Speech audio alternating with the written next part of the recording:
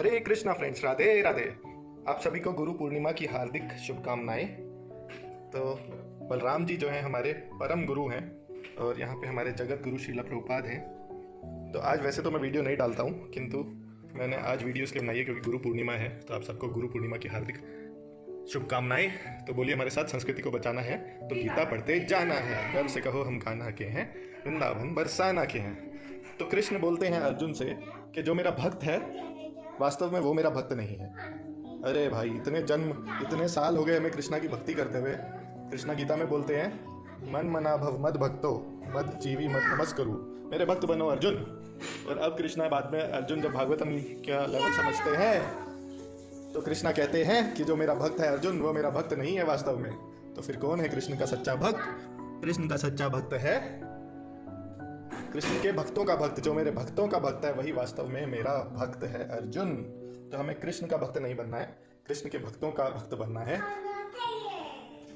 तद विधि प्रतिपदेना प्रति प्रश्नेन सेवया। कृष्ण बोलते हैं गुरु की शरण ग्रहण करो और उनसे सेवा भाव में प्रश्न पूछो, ज्ञान अर्जित करो। क्योंकि ज्ञानी तत्व दर्शन है। ज्ञानी जो है तत्व से तत्व को जानता है, भाव को जानता है, एसेंस को जानता है ज्ञानी जो गुरु है।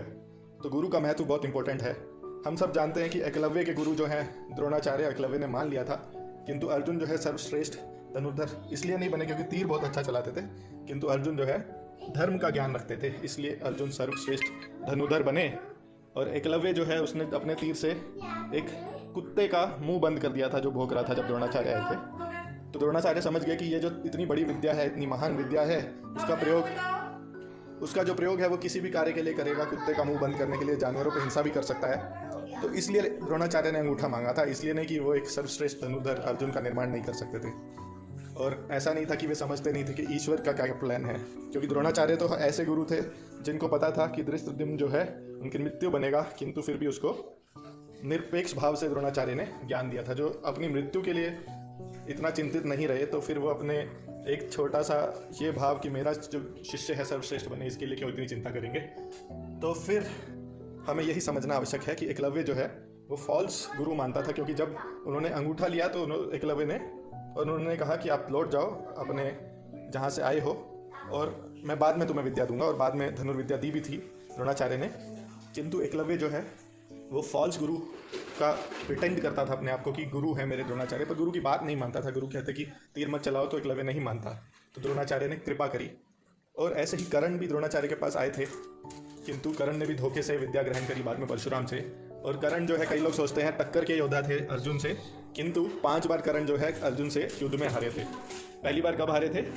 जब एक बार पांडवों से हारे थे, सिर्फ अर्जुन से नहीं। एक बार तो भीम गया था, तो भीम के साथ उनका युद्ध हुआ था। तो भीम ने जो अपना बुद्धि लगा के जो उसका धागा होता है जो तीर का, उससे कर्ण को बहुत बड़ी चोट दे दी थी। तो एक बार भीम से भी हारे थे कर्ण युद्ध में।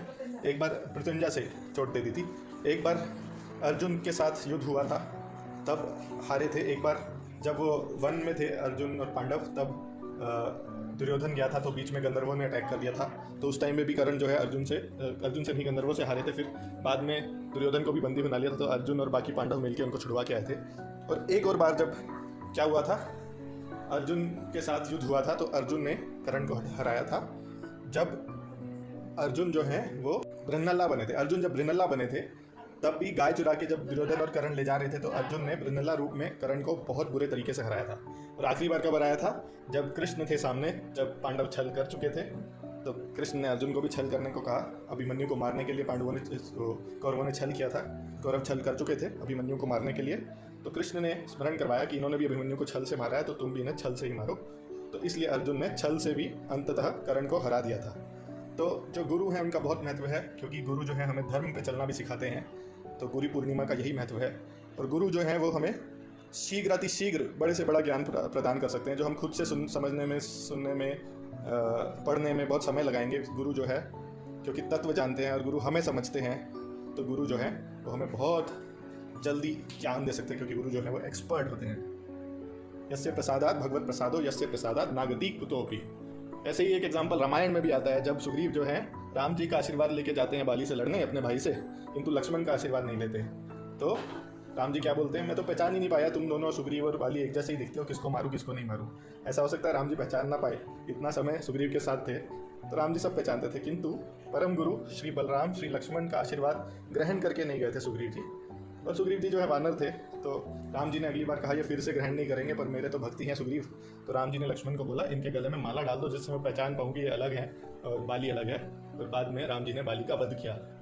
तो बोलिए गुरु पूर्णिमा महामहोत्सव की जय।